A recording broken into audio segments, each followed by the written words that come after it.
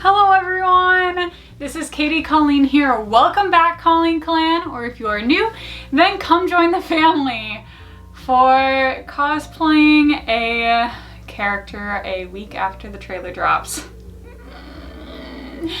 Now, at the start of February, my friend Jete Lupe reached out to me and had an idea. And that idea was to get a group of cosplayers together and have us cosplay the Gen 9 release. Now keep in mind, we did not know it would even be released, let alone what these things would look like when we got together to come up with this collab. All the characters released and it really just became a game of who has what wig and who has what supplies. There were 5 people in the group, 1 for each Pokemon and 1 for each trainer. It turns out none of us have hats. Like none of us own a hat that looks like this. And I don't either, but I did make my Carmen Sandiego hat out of EVA foam, and I do have some foam laying around, so I knew that, you know, if it came down to it, I could just make a hat out of foam. So I was like, I'll take the girl trainer. I think I have some stuff that, like, I can make it work. Let's break down the cosplay really quick so we can decide what I'm even making in this video, because that is the first step for this sort of weird cosplay game puzzle. So I decided I'm only going to closet cosplay, like waist up. I do not have anything that will be suitable for the shorts, and I did not want to bother. So for the shirt, I have this shirt. Now, this is not the same as her shirt, but it will do for a little casual cos test thing.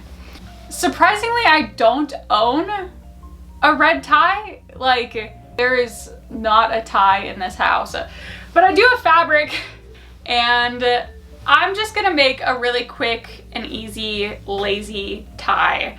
This is one of the wigs. So this is the wig I used for chest pin.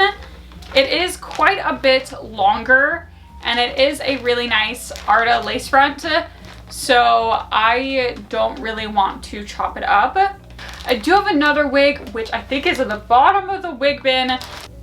The braid might be a little short, but it's at least, I think, a bit better than the really long wig that I used for my chest pin, and it's close in color. Now, I don't think I really need to make the hair clip, but that is actually the piece I'm most excited about because I think it's really cute. So I would like to make the hair clip out of craft foam. That brings us to the hat. So I only have the really thick foam right now. I don't have anything thin enough that would be able to really bend the shape to like make the shape of the hat to fit over the head. So I will literally just be cutting out a circle with a little circle inside, sticking it on my head and painting it, and it will only be from the side profile that you'll be able to see my head sticking out. It's a little bit cheating, but I only have like a week for this little cos test, and I do feel like the hat is kind of a bigger part of the design. So that is what we are working with for this build, and we probably got to start with foam work because that will need some time to dry, and I'm going to have to prime it and paint it. Okay guys, we did really very good with the foam stash. So originally I was just looking for black foam, which I was going to paint, maybe white foam, but I actually found I had black, white, and red craft foam. So that means I don't even have to paint this. I can just glue the pieces together and I have my hairpiece. So that's going to be the easiest. I am kind of tempted to use the glitter sheet for the red. I think it looks cute. Maybe the thicker foam as a base, and then the glitter red just for fun. And then I have some white foam for the top of it. So that means all I have to do is cut this all out, glue it together, and then we're pretty much done with the hair clip. That was really the best I could have asked for from the foam stash. So we're doing really good so far. This is gonna be super like quick. Amazing. So I have my failed Captain America shield attempt. You can watch me create this failed attempt in that video. So I already have concentric circles drawn on here for the shield. I'm going to, I think, just cut around on that largest circle. And then I don't really know how big my head is, so I'll probably just make a little circle in the center and make it wider until it fits on my head. I just gotta make sure it's fit pretty snugly on my head so it doesn't slide around and people don't get the idea that like it might not actually be a hat. So I thought I'd take a look at the wig and see what we're working with here. So I think the best course of action may be to do a French braid, kind of starting at this side and then French braid it over to the side and maybe leave a few hairs hanging out at the bottom. I do want to, however, straighten this first because it does have a little bit of a wave to it, and I want to make sure it's all straight before I try and French braid this. Okay, so I am truly struggling with this French braid. I feel like the wig is just too short to do the kind of French braid wraparound that I wanted. So I'm having a lot of hairs come out. Furthermore, this is a layered wig, so the shortest hairs are only this long. Because of the layering on the wig, I have all these short hairs coming out of the braid. So pretty much no matter how I braid it is going to look pretty ugly. I am officially calling it quits on this wig. This wig will not do. New plan.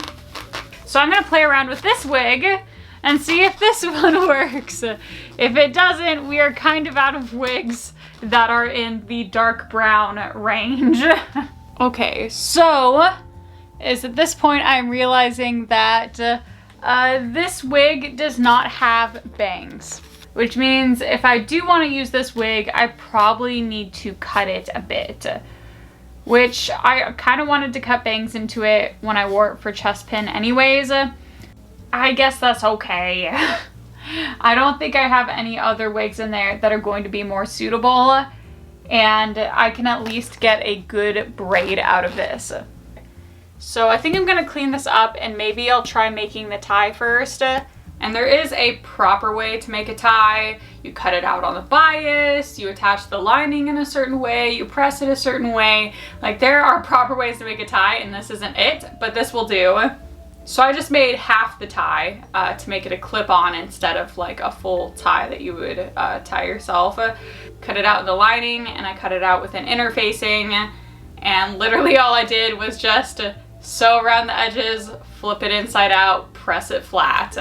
And then I tied a knot at the top and put a safety pin through it to pin it onto the shirt. So that is pretty much the easiest thing you can do to make a fake tie. So our tie is ready. This will work for a tie. So what we have left to do is sanding down our fake hat brim. And I'd like to also sand down the hair clip a little. I feel like I cut it kind of rough.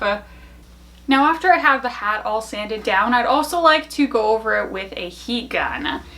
And this will kind of clean up the edges. It will really smooth out the texture of the hat. And I'm also thinking I can bend the hat a little to give it a little bit more shape and curvature and help sell the illusion that this is a hat and not a piece of foam. After that's done, it is ready for priming and painting. 1 layer of spray paint primer and 2 layers of the blue spray paint. And here is our hat. I think it turned out to be a very convincing illusion of a hat, given that I only had a few days to put this together. I think it looks very hat-like when you don't see my head poking out the back. So that is the last piece. However, it did take some time to go through the painting and drying process for this hat. And during that time, I was thinking like, you know, maybe take another look through your closet. Like, I think we can pull something together for the shorts or other pieces of the outfit. I do in fact own a pair of red shorts, but I figure then at least I can record a bit more and then crop it down if I need to. I can still crop it to waist up if I don't like how it looks. I also found a black backpack. This was actually my backpack in high school. It has the little Batman symbol. So I'm thinking I'll put this on, and then we have the black backpack straps. And with that, we are ready for the final reveal.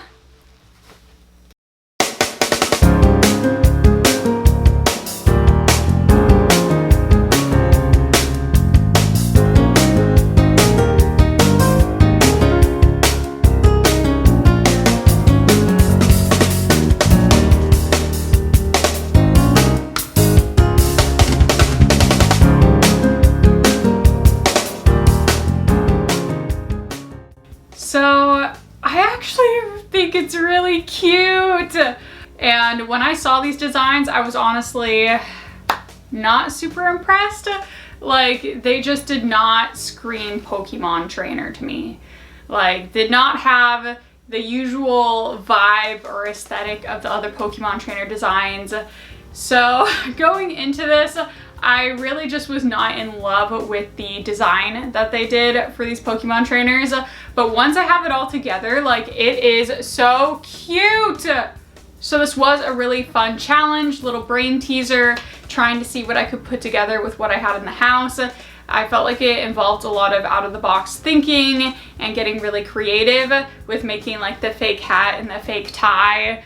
So I put so much together in so little time with the design that I was not even aware of what it would look like until I saw the trailer on Sunday.